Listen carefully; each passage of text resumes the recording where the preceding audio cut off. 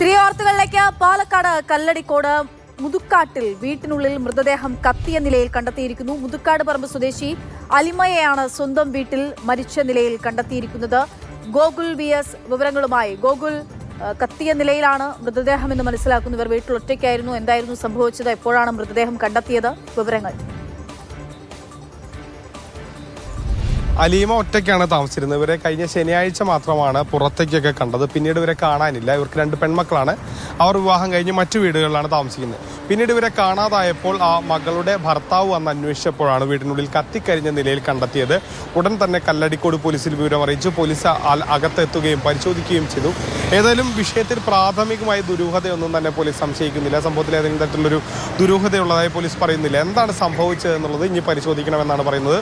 ഒരുപക്ഷെ വിളക്കിൽ നിന്നോ മറ്റോ അലങ്കാര വിളക്കിൽ നിന്നോ മറ്റോ തീ പിടിച്ചതാകാം എന്നുള്ള ഒരു പ്രാഥമിക നിഗമനത്തിലാണ് പോലീസ് ഉള്ളത്. ഏതായാലും കൂടുതൽ വിവരങ്ങൾ പരിശോധിച്ചുകൊണ്ടിരിക്കുകയാണ്.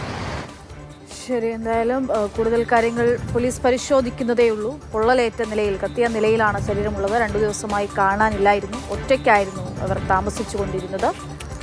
അലീമയെയാണ് ഇപ്പോൾ വീട്ടിനുള്ളിൽ കത്തിയ നിലയിൽ, മരിച്ച നിലയിൽ കണ്ടെത്തിയിരിക്കുന്നത്.